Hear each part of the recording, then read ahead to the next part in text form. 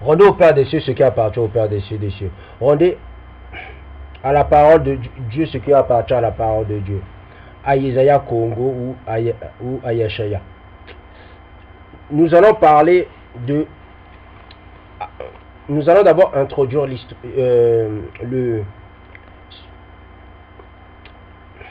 la Bible. Hein. Nous allons d'abord introduire le livre de la Bible, ce que nous allons parler de la Bible. Nous allons, avant cela, écouter et lire. Nous allons découvrir un peu le passé du peuple israélite. Je vais lire le 5 crème. Le 5 crème, on nous dit c'est un mélange d'huile végétale naturelle et de parfum, destiné à l'onction utilisée dans le baptême, la confirmation et l'ordination. Vous voyez, ce 5 crème qui sert, c'est une huile qui sert à l'onction. L'onction comme pour être un roi. L'onction comme au temps de tous les rois israélites. Hein? C'est cette huile-là qui était servie, hein, qui était utilisée. Et c'est aussi une huile que les catholiques, que les chrétiens servent. Et cette huile-là, on appelle cette huile le 5 crème, on appelle ça la baume de Judée. Ça veut dire, c'est la baume de Judée. Quand on parle de la baume de Judée, Judée veut dire la Jérusalem. C'est l'huile des Israélites. Et cette huile des Israélites, vous savez d'où on la trouve? On la trouve à partir de la Mozambique, Zambie, vous voyez ça, jusqu'en Éthiopie. En fin de compte, on trouve cette huile qui servait à l'onction des rois, qui sert au baptême, qui sert à la confirmation, à l'ordination. On la retrouve, cette huile qui servait aux Israélites, on la retrouve chez le peuple bantou. Si vous, le peuple bantou, cette huile-là, si ça ne vous interpelle pas, si ça ne vous fait pas pencher sur ce sujet, je ne peux pas faire grand-chose pour vous. C'est pour vous dire, vous êtes les vrais Israélites. Toutes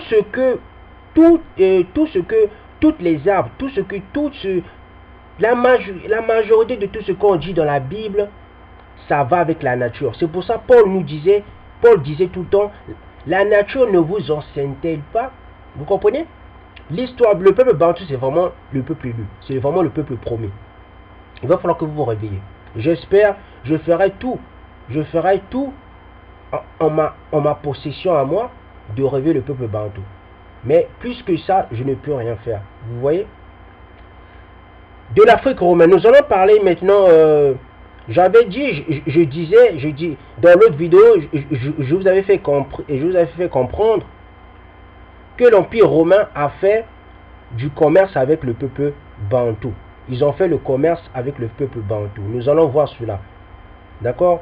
Même les Perses, le royaume du Perse a fait du commerce avec le peuple bantou. Vous allez voir, nous allons voir cela. Encore les trophées d'un conquérant grec. En longeant la côte d'Afrique pour chercher de l'or. Ça c'est on dit encore un conquérant grec. Quand on dit un conquérant grec, c'est l'empire grec. Alexandre s'appelait Alexandre le Grand. Vous voyez? Cambis aussi on appelait Cambis le Grand. Pourtant Cambis c'est pas un grec, mais c'est un perse. Darius le Grand, on appelait aussi Darius. Vous voyez? Quand on dit conquérant grec, ça veut dire un empereur.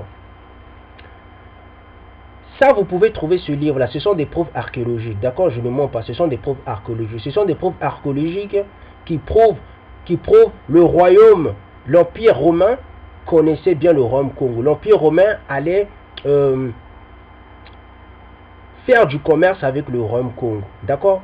Il ne mentionne pas le royaume Congo, mais il connaissait les Bantous. D'accord? Le peuple Bantou vit depuis l'Afrique centrale, depuis 3000 ans avant Jésus-Christ, d'accord, avant JC. Le royaume Congo, c'est pas construit il y a 1300 ou 1500 avant Diego Cam, avant Diego le chien. Non, le royaume Congo existe depuis très longtemps. Il est dit encore quoi dans ce livre-là, dans le stèle, dans les preuves archéologiques, il est dit des émeraudes et des aromates s'avancèrent jusqu'à l'équateur. Mais ils eurent la sagesse d'éviter la concurrence inégale. Vous voyez, on dit vers l'équateur. Mais vers l'équateur de quoi? C'était en Afrique centrale. Quand l'Empire grec s'est avancé en Afrique centrale, quand ils se sont aperçus, c'était dirigé par l'empereur Justinien. Qu'est-ce qu'ils ont fait? Ils ont abandonné. Ils se sont retractés. Ils sont allés voir ailleurs. Ils sentirent que les personnes plus voisins des marchés de l'Inde avaient trop d'avantages. Et l'empereur supportait patiemment cette contrariété. Lorsqu'un événement inattendu vint combler ses vœux, on avait prêché l'évangile aux Indiens. Un évêque gouvernait déjà sur la côte de Malabar. Vous voyez? Regardez, regardez. Quand je dis ce qui a été avant, c'est ce qui est. Qu'est-ce que ça veut dire? Ça veut dire, vous voyez, quand les Européens sont venus nous apprendre la Bible, vous allez me dire, mais comment ça se fait que nous avons accepté la Bible? Pourquoi? Parce que vous êtes un peuple, quand ils sont venus, vous êtes ce que vos ancêtres étaient avant, c'est la même chose. En fin de compte, vous êtes des enfants de la prostitution. C'est quoi les enfants de la prostitution? En fin de compte, quand vous adorez tout et du n'importe quoi. Vous pouvez adorer même la pierre, vous pouvez tout adorer. Qu'est-ce qu'ils ont fait? Au temps des Grecs, donc au temps de l'Empire grec, quand l'Empire grec est venu dans le Rome Congo, qu'est-ce qu'ils ont fait? Ils ont apporté aussi l'évangile. Hein. C'est la même chose. Hein. Ils ont apporté leur évangile. Ils ont fait la même chose qui s'est déroulée en 1492.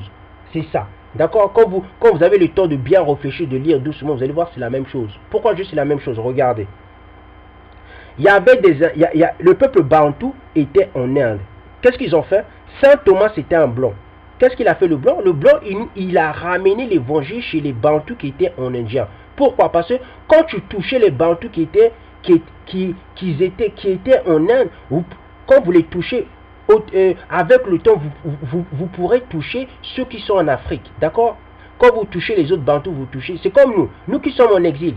Si nous acceptons le mensonge, mais quand nous allons repartir en Afrique, mais nous allons affecter les autres qui sont en Afrique, c'est la même chose qui s'est passé au temps romain et au temps des Grecs. Regardez qu'est-ce qu'on nous dit. On avait prêché l'évangile aux Indiens. Vous allez me dire, qui sont les Indiens? Qui on a prêché? C'était le peuple Bantou qui se trouvait en Inde. D'accord? Un évêque gouvernait déjà sur la côte de Malabar. Vous allez me dire, mais la côte de Malabar, il n'y a que... sur la côte de Malabar, on trouve que des Indiens qui ont la claire et qui sont clairs de peau comme des métis. C'est faux. Aux temps anciens, au Malabar, il y avait des juifs noirs. Le peuple Bantou était en Inde. Pourquoi je le dis? Parce que même l'Inde, ça appartient au peuple Bantou. Quand vous lisez le livre des Jubilés, vous voyez même l'Inde appartient au peuple Bantou. Si vous ne savez pas cela, d'accord? Nous allons poursuivre. Les chrétiens de Saint Thomas, vous voyez? Saint Thomas, c'était un chrétien. Je sais, on dit les chrétiens de Saint Thomas. Ce Saint Thomas-là, il leur a prêché la bonne nouvelle, soi-disant. On trouvait une église à Ceylan et les missionnaires suivaient les pas du commun jusqu'à l'extrémité de l'Asie. 2 mois de personnes avaient fait un long séjour à la Chine, peut-être à Nankin, résidence d'un monarque livré aux superstitions étrangères, et qui recevait alors une ambassade de l'île de Ceylan. Au milieu de leurs pieux travaux, ils examinèrent d'un œil curieux le vêtement ordinaire des Chinois, les manufactures de soie et les myriades de fer à soie, dont l'éducation soit sur les arbres, soit dans les maisons avait été conviée. Ce Saint Thomas avait apporté la bonne nouvelle, on peut dire, au peuple Bantou qui était en Inde. Vous voyez, c'est ce que l'Empire romain a fait. D'accord? Ça fait depuis des années ils ont fait ça. Et les Grecs le savaient très bien. Bien. Bon, je vais lire ce livre-là avec le temps. Je vais bien lire le stèle. Nous allons prendre le temps. Bon, sur ce, nous allons parler du baptême parce que nous n'allons pas trop nous attarder dessus. Zacharie 7, 12 dit. Ils ont rendu leur cœur dur comme le diamant pour ne pas écouter la loi et les paroles que l'Éternel, le chef de l'univers, leur adressait par son esprit. Vous voyez? Le baptême d'esprit. Les prophètes, ils étaient déjà baptisés d'esprit. Parce que tu ne peux pas prophétiser si tu n'es pas baptisé d'esprit. D'accord? Par les premiers prophètes. Alors l'Éternel, le chef de l'univers, s'est enflammé d'une grande colère. Vous voyez? C'est ça. Je les dispersai parmi toutes sortes de nations qui ne connaissent pas. Le pays a été dévasté derrière eux. Personne n'y passait, personne n'y revenait. D'un pays de délices, ils ont fait un désert. Vous allez bientôt me dire, mais si l'Israël est devenu un désert, ça veut dire l'Israël se trouve au Moyen-Orient. Mais c'est faux. L'Israël ne se trouve pas au Moyen-Orient. Regardez le Gabon, vous croyez que le Gabon était comme ça avant? Regardez le Cameroun, vous croyez que le Cameroun c'était comme ça? Regardez la RDC, vous croyez que c'était comme ça? Vous allez me dire, mais attends, qu'est-ce que tu racontes? En RDC, il y a beaucoup d'arbres. Non, non, non, c'était pas comme ça. Parce que, en fin de compte, parce que vous ne connaissez pas l'Afrique. L'Afrique, c'était pas comme ça avant. Il y avait plus d'arbres que nous sommes en train de voir. Il y avait plus d'arbres. Il y avait plus d'arbres. Regardez ça. Ça, c'est un désert aussi, on peut dire. Regardez, il y a peu d'arbres là. Vous voyez? Regardez, regardez ça. On voit des arbres, mais c'est pas beaucoup. Regardez. C'est un désert aussi, il n'y a pas beaucoup d'arbres. Vous voyez ça? Bon. Ceux qui prophétisent, ils prophétisent selon l'esprit. Quand tu prophétises selon l'esprit, ça veut dire que tu es baptisé d'esprit. Vous comprenez? Les prophètes n'étaient pas baptisés d'eau. On sait tout ça. Le prophète Zacharie n'était pas baptisé d'eau. Parce qu'aux temps anciens, soit disant dans le Testament ancien, dans l'Ancien Testament, il n'y avait pas de baptême d'eau. Hein. Zacharie n'était pas baptisé d'eau. Ça, c'est du n'importe quoi. D'accord? Mais pourtant, ils prophétisaient. Mais comment ils faisaient pour prophétiser? Parce qu'ils avaient le baptême d'esprit. Pour avoir le baptême d'esprit, il faut accepter la vérité. C'est quoi la vérité? Il faut accepter ce que Christ a dit. C'est pour ça que je suis le chemin, la vérité et la vie. D'accord? Nous allons prendre Zacharie 6. Nous allons voir, est-ce qu'il y a le baptême? Est-ce qu'on parle du baptême? Non, on ne parle pas du baptême. Nous allons prendre Zacharie 5. Est-ce qu'on parle du baptême? Non, on ne parle pas du baptême. Zacharie 3, pareil. Zacharie 2, pareil.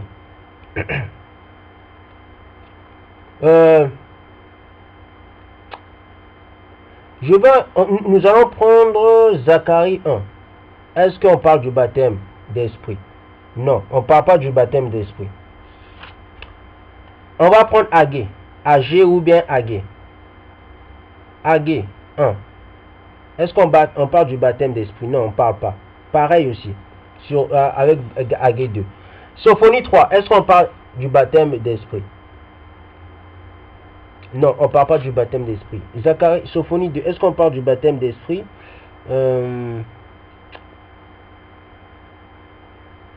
Non, on ne parle pas du baptême d'esprit. Sophonie 2, 12. Quand il est dit, vous aussi les Éthiopiens, vous serez transpercés par mon épée. Pourquoi Dieu dit, les Éthiopiens seront aussi jugés? Parce que, apparemment, les Falachas se prennent pour la RDC.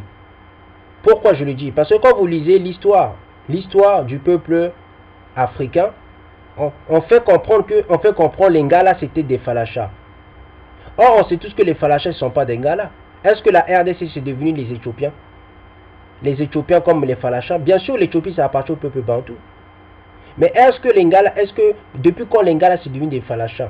Parce que quand vous lisez l'histoire des Européens, souvent on fait comprendre les Juifs de l'Éthiopie ce sont les Falachas. C'est faux. Les Juifs de l'Éthiopie qui étaient en Éthiopie, c'était pas des Falachas, c'était la RDC, c'était les Zombiens, c'était les Bantous en fin de compte. Vous voyez, c'était les Bantous qui étaient en Éthiopie.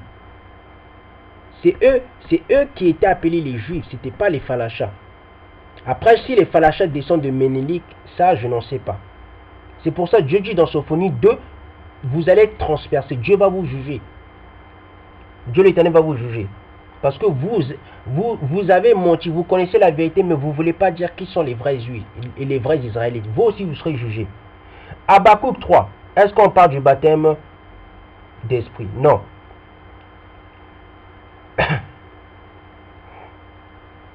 Habakkuk 2. Est-ce qu'on parle du baptême d'esprit? Non. Habakkuk 1. Est-ce qu'on parle du baptême d'esprit? Non.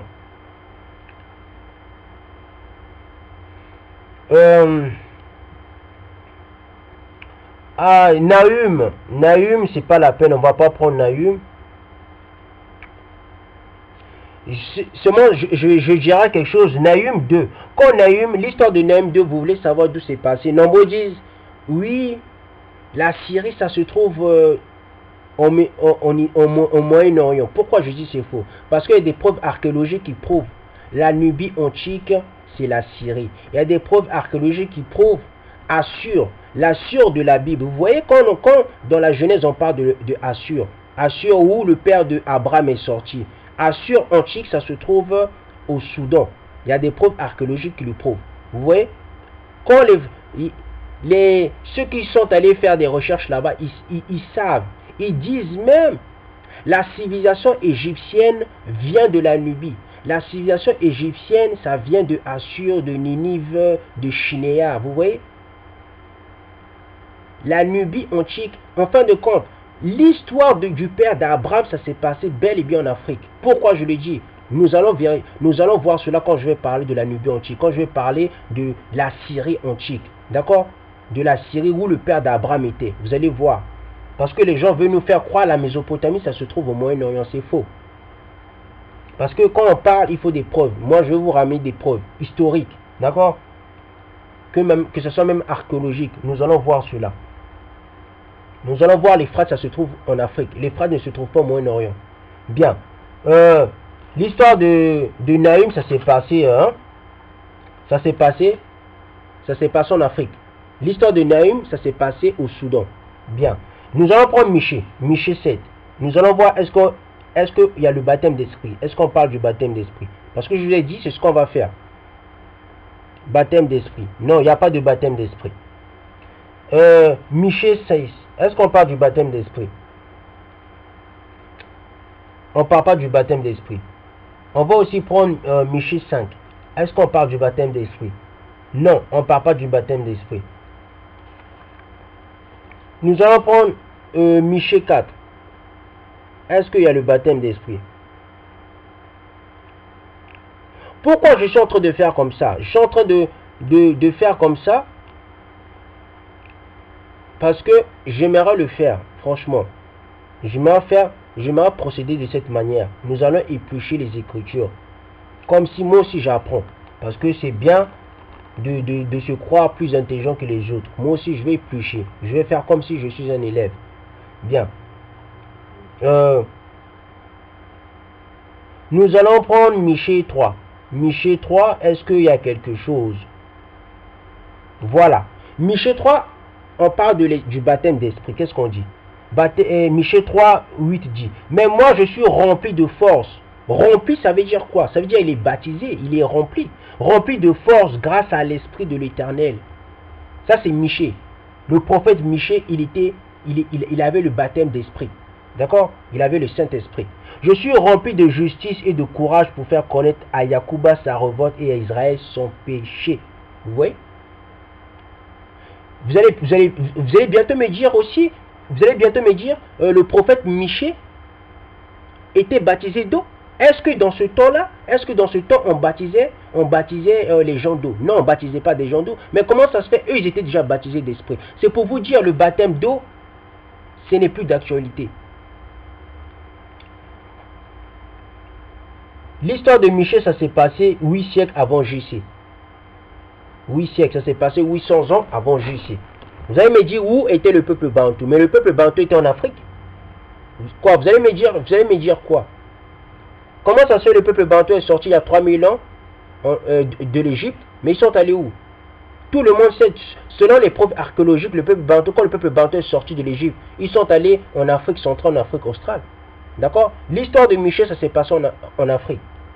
Maintenant, nous allons encore prendre Jonas. L'histoire de Jonas, ça s'est passé où? Ninive, c'est où Ninive? Ninive, c'était le Soudan. Nous allons voir cela. Ninive, c'était le Soudan. L'histoire de Jonas, ça s'est passé au Soudan. Abdias, est-ce qu'il y a le baptême d'esprit? Non. Je vais seulement éclaircir quelque chose. Quand dans Abdias 15 on dit, en effet le jour de l'Éternel est proche pour toutes les nations. On te fera comme tu as fait tes actes retombant sur ta tête. Tout comme vous avez vu sur ma montagne sainte, toutes les nations boiront sans cesse. Elles boiront jusqu'à l'ivresse. Elles seront comme si elles n'avaient jamais existé. Nous sommes en train de voir cela. Ils sont en train de légaliser des choses abominables. Ils sont en train de boire la coupe. Ils sont en train de boire la coupe. Nous sommes dans un temps où le monde est devenu malade. Bon, je ne vais pas dire malade, le monde est devenu fou. Vous voyez? On ne respecte plus la femme, on ne respecte plus l'homme, on ne respecte plus les enfants, la famille, même le mot famille, c'est plus respecté. Nous sommes dans ce temps. Et l'Éternel dit, verset 21 du livre d'Abdias, des libérateurs monteront sur le mont Sion pour juger la montagne des sceaux, et à l'Éternel appartiendra le règne. J'espère que ça va se faire. Il est dit dans verset 19, les habitants du Néguev posséderont la montagne des sceaux, et ceux de la plaine des Philistins. Ils posséderont le territoire d'Éphraïm et celui de la Samarie. Et Benjamin possédera Gala. Les exilés, cette armée d'Israël, posséderont le pays occupé par les Cananéens jusqu'à Sarepta. Les exilés de Jérusalem qui sont en Séphard posséderont les villes du Néguev, j'espère. Nous allons encore poursuivre. Amos 8. Est-ce qu'on parle du baptême d'esprit? Non. Amos 8. Est-ce qu'on parle du baptême d'esprit? Non. Amos 7. Est-ce qu'on parle du baptême d'esprit? Non. Amos 6. Est-ce qu'on parle du baptême d'esprit? Même pas. Amos 5. Est-ce qu'on parle du baptême d'esprit? Non. Amos 4, est-ce qu'on parle du baptême d'esprit? Non. Amos 3, est-ce qu'on parle du baptême d'esprit? Non. L'histoire de Amos, ça s'est beaucoup passé chez Lingala. Quand vous lisez ça, ça s'est beaucoup passé chez Lingala. Nous allons prendre Joël 4, est-ce qu'on parle du baptême d'esprit? Non.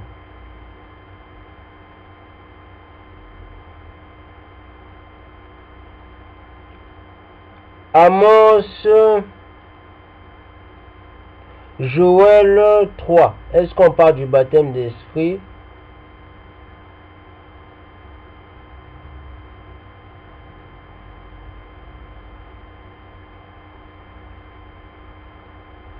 Joël 3. Est-ce qu'on parle du baptême d'esprit? Oui, on parle du baptême d'esprit, regardez. On nous dit, Joël 3:1, après cela je déverserai mon esprit sur tout être humain. Vos fils et vos filles prophétiseront. Vos veillards auront des rêves et vos jeunes gens des visions. Donc vous voyez, on nous dit dans Joël 3, après cela, je vais déverser mon esprit sur vos enfants. Et vos enfants vont prophétiser. Mais comment ça se fait, ces enfants-là, ils vont prophétiser? Ils auront le baptême d'esprit. Mais est-ce que Dieu a dit aussi, je vais tous leur baptiser d'eau? Non, il dit, après cela, je vais déverser mon esprit. Il n'a pas dit, je vais déverser mon eau et mon esprit. Non, il dit, mon esprit. D'accord? Depuis quand vous avez vu, depuis quand on baptise un peuple d'eau? Non, Dieu va nous déverser de l'esprit. Et nous sommes dans ce temps. D'accord? Même si Joël 3 n'est pas encore passé. L'histoire de Joël 3 n'est pas encore arrivée. Ne croyez pas que c'est arrivé, ça c'est du n'importe quoi. À ceux qui vont croire que c'est arrivé, c'est faux. Nous sommes dans ce temps. Joël 2. Joël 2, est-ce qu'il y a le baptême d'esprit? Non. Joël 1, est-ce qu'il y a le baptême d'esprit? Non. Osée 14, est-ce qu'il y a le baptême d'esprit? Non. Osée 13, est-ce qu'il y a le baptême d'esprit? Non. Osée 12, est-ce qu'il y a le baptême d'esprit? Non. Osée 11, est-ce qu'il y a le baptême d'esprit?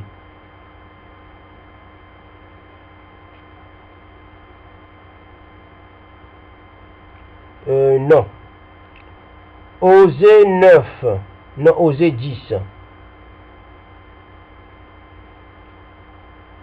Osée 10, est-ce qu'il y a le baptême d'esprit? Non. Osée 9. Est-ce qu'il y a le baptême d'esprit?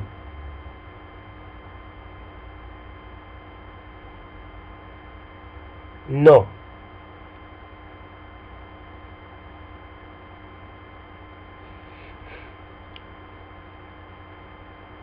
Osée 8. Est-ce qu'il y a le baptême d'esprit? Est-ce qu'on parle du baptême d'esprit? Bon, dans la prochaine vidéo, nous allons prendre Jean 14, Jean 15, Jean 16, Jean 7 et Jean 3. Hein? Dans la prochaine vidéo, nous n'allons pas faire ça. Nous allons prendre les Écritures et nous allons bien lire. Nous allons lire le baptême d'esprit. Être né de nouveau. Hein? Là, je vais terminer. Osée 7. Est-ce qu'il y a le baptême d'esprit? Non. Osée 4, 5. Est-ce qu'il y a le baptême d'esprit? Non, on ne parle pas du baptême d'esprit. Osée 3. Est-ce qu'il y a le baptême d'esprit? Même pas. Osée 4. Est-ce qu'il y a le baptême d'esprit? Non. Osée 2. Est-ce qu'il y a le... Osée 2, oui. Est-ce qu'il y a le baptême d'esprit? Non. Non.